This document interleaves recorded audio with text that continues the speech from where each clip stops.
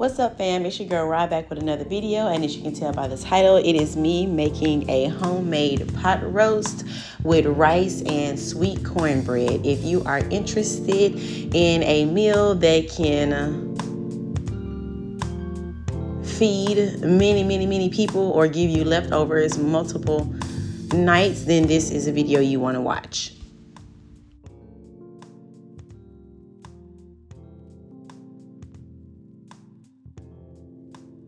All right, so first what you want to do is preheat your oven to 450 degrees so they can be nice and hot and ready to go as soon as you pop it in.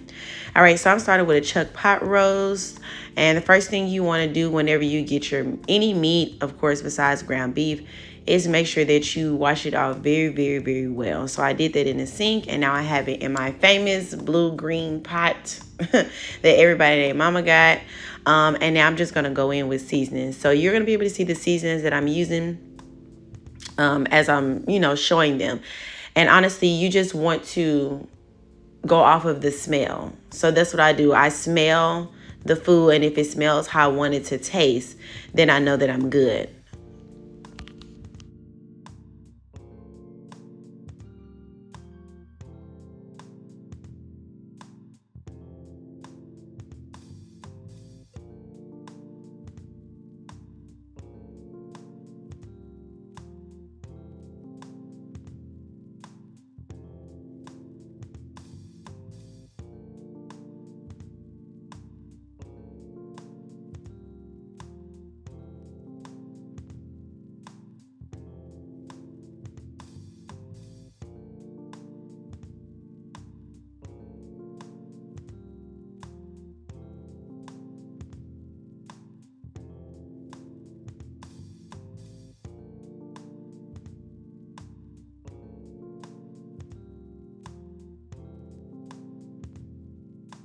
You want to be sure to season both sides. This is a really big chunk of meat, and you're going to have a lot of liquids in here. So don't be afraid to season your food. The only difference on this side is I don't add as much pepper, and instead of using Larry seasoning salt, I'm going to use Tony Chachere on this side for just a little bit of spice. The reason I don't add Tony Chachere on both sides is because my husband don't like spicy, and his mama really don't like spicy. So I tried to think of them whenever I was cooking this meal to make sure they weren't like sweating and coughing and stuff. It's just so funny because they were anyways. So then I'm going to take my onion, and I use a whole onion, and I cut it up. I did cut that part up off camera, but I'm just going to spread it around all around my pot roast. And again, this is after I have seasoned both sides, as you've seen.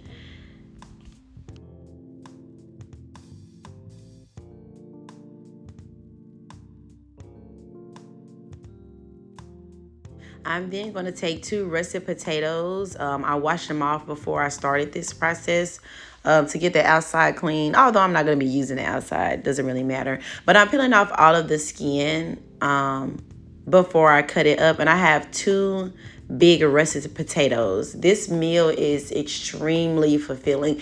And if I'm being honest, roast is like mainly vegetables with a little bit of meat, like how it's supposed to be on your plate. You know how we do. We like a lot of meat on our stuff, but it is a super veggie filled, fulfilling, very fulfilling meal. So yeah, I'm just going to cut both of those up really well, and then place those in the pot.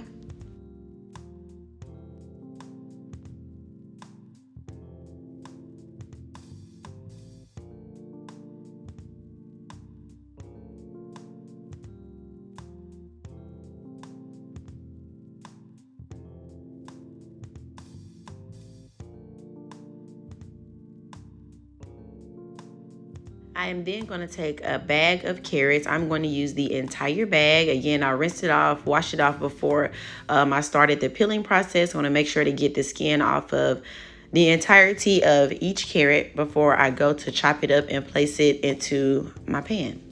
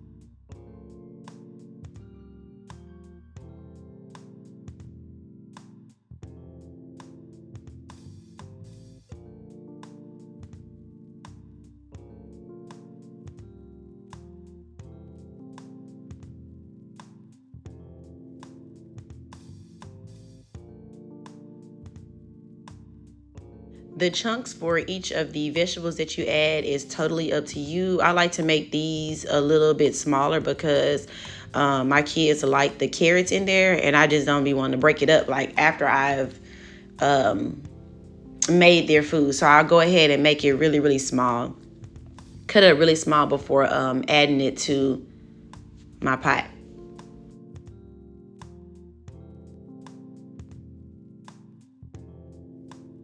I am then going to go in with 1 can of whole kernel corn. And before I even put this in here, I've already washed it out. You do not need that liquid. Please wash out your canned vegetables because they have like preservatives and stuff in there. So I make sure to pour that liquid out and then wash that out very, very well before adding it. And then I add 1.5 can of green beans. So to the vegetables, I'm going to add a little bit more of seasoning salt for flavor, and I'm going to add a little bit more garlic. Remember, it's going to be diluted a lot with liquid, but you want to make sure that it's not going to be watery. You want to make sure that your meal is still full of flavor. After that, I'm going to add, I don't know what, it's the skinny size of beef broth. I don't know the ounce, but I'm going to add this entire thing into the mix. And personally, I just like to go around the perimeter because I don't want to be messing up the seasonings on the meat because it just looks so good. It doesn't really matter because it's going to get cooked, but that's just how I like to do it. And let it feel that way. And then after that, I'm just using the can of, I don't know if that's the green beans or corn, but I'm just adding water until I fill it up so much. We're going to be cooking it on a 450 degrees, so it's going to cook fast, and you don't want to have to keep adding water to it. So you want a lot of liquid. You're going to add water at some point in there again, but you want to make sure you're starting off with a lot of liquid because if you add too much water, it's going to dilute it, and you don't want that. So after my, and then you also see me add a half a stick of butter. Normally I would add a whole stick, but we only had a half, so it is what it is. Then I'm just going to add the pan to the oven and let it do its thing. You see I moved from the top oven to the bottom oven because I was going to need the top oven for my cornbread. All right, so this is the food after about 4 hours. So technically, well, I like to use a spoon or something like kind of flimsy to make sure that it's tender. So once it is tender enough, and as you can see, I was able to break it up with that. That is like a big plastic spoon they had at the Airbnb. So I was able to break it up really nice, really well. All the vegetables are extremely soft. They look so good and so flavorful. But you see how the liquid has absorbed a lot or has went down a lot in that. Okay, this is seasoned a ton, so we don't want to overpower people when they are eating the food. So after I check it and realize, okay, this is done. So it's been 4 hours. This is completely done. Well, yeah, but I like mine's extremely tender. So I'm going to go in and I'm going to add water, and I'm going to add water just to about where we started. And then I'm going to leave it I'm going to put it back in the oven for another hour because it is already done and doesn't need to be cooked again.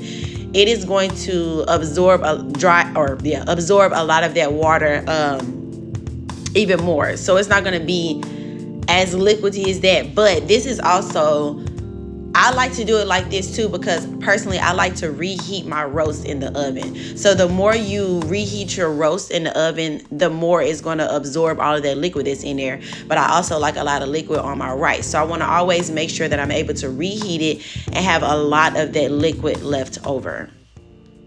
All right, so next we are going to get into the rice. So rice is something that is really hard for people to make, but I promise you it is very, very easy. So I hope with this this tutorial today, you're gonna like ace making rice. It's so simple, I promise you.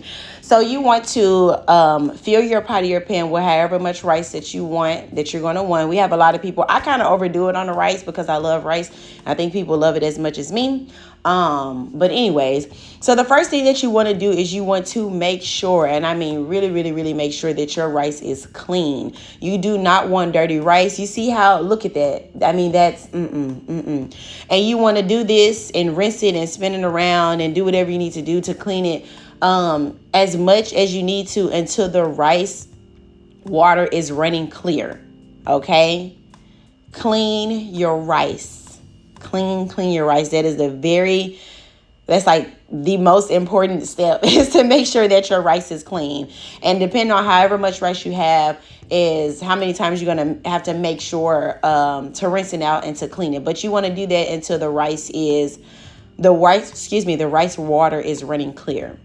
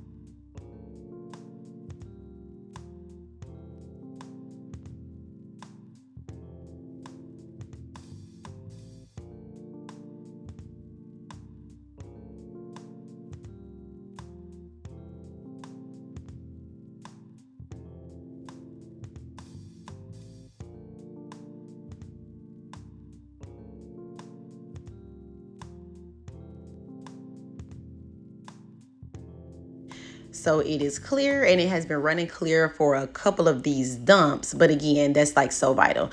So what you want to do is use your index finger, okay? If you wear nails, do not count your nail. Use your index finger that much, okay? Watch what I do. All right, I'm going to add my water to my rice after it's clean because that's vital, okay? I'm going to take my finger, place it down. My fingernail goes through the rice because I don't want to start that as the measurement, okay? But I want to make sure that from the tip of my finger to the first line, that's how much you need to fill up your rice pot with. It does not matter how much rice you have. If you do that, you are going to have enough water in your rice every single time. Now, I like my rice dry. If you like yours a little bit more moist, after you've done that little index trick, add a little bit more, but do not overdo it, okay? Add a little bit more. Now I'm adding butter, and this is the butter we had. Personally, I like sticks of butter. I don't really like this tub of butter, but this is all we had. And so I'm adding it, and because it's so much rice, I'm trying to break it up a little bit. It's not really working right now, but I'm breaking it up just so it can be able to spread out after a little while when it starts to like cook down. So after I do that, I put my pot on to medium, and I just put the lid on and let it cook. Now I'm going to preheat my oven to 350 because I'm about to get into making the cornbread, okay?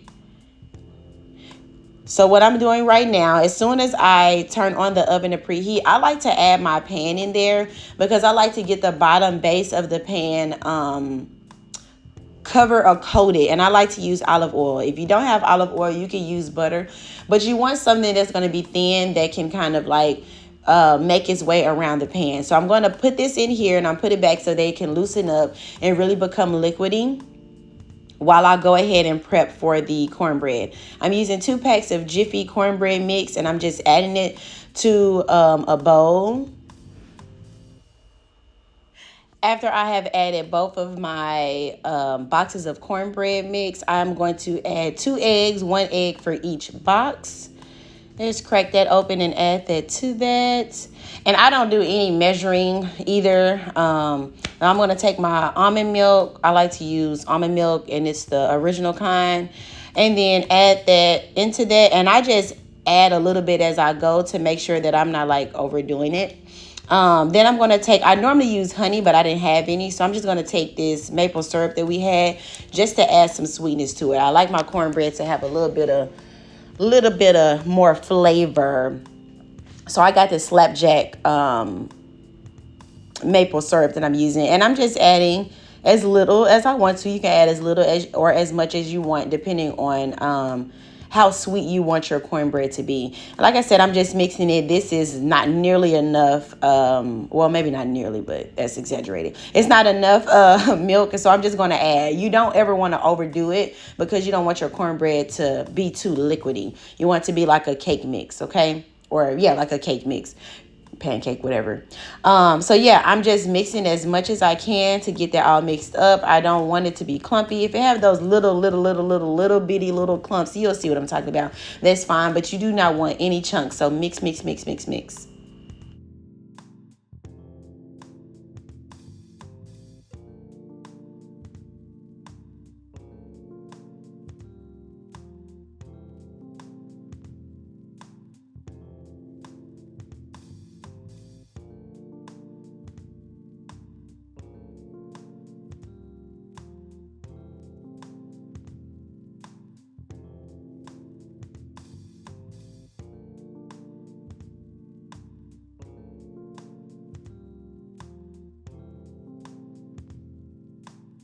I have got it to my desired consistency. I am going to then take out my pot out of the oven. You see how liquidy it is. And now I'm going to add my mix into my pot. And so you see how you have those little bitty chunks? That's fine. Just as long as you don't have like big cake chunks where all of it wasn't like mixed in. I'm going to get as much of that into that pan as I can.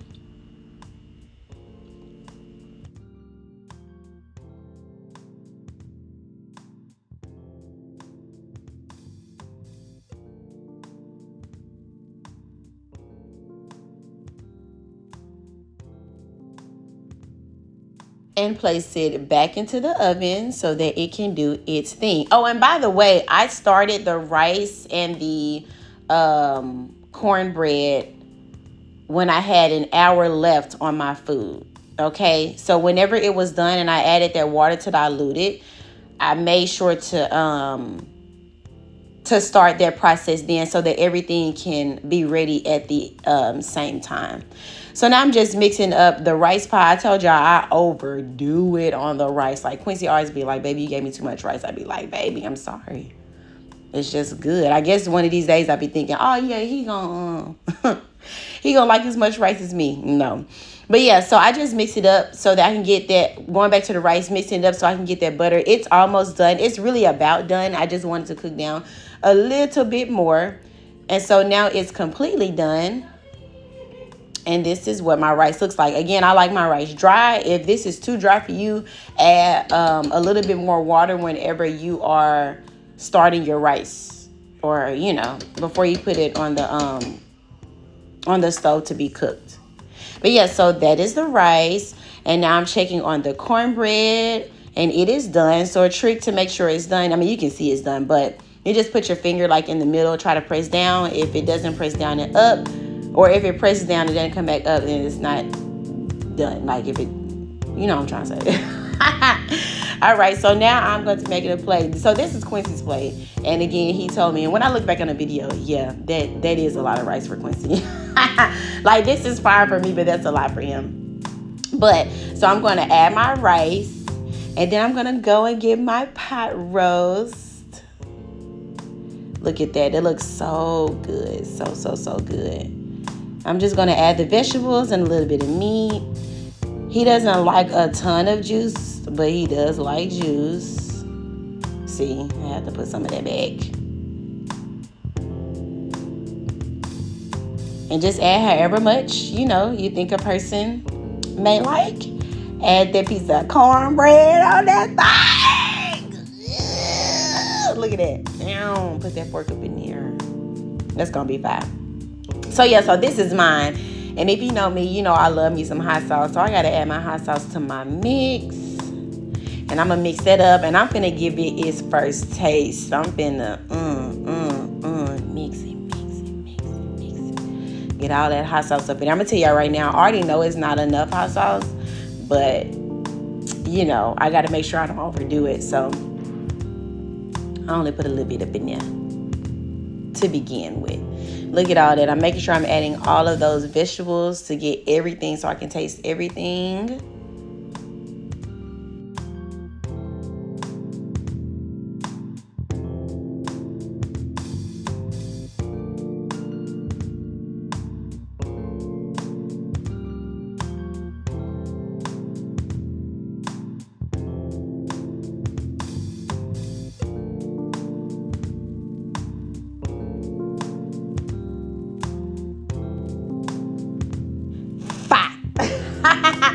All right, thank you guys so much for tuning in today. I hope that you enjoyed this video. I love cooking for my family. I love cooking for other people enjoying it. Give this a thumbs up, share it to somebody. Make sure that you subscribe, and I'll see you all next time. All right, fam.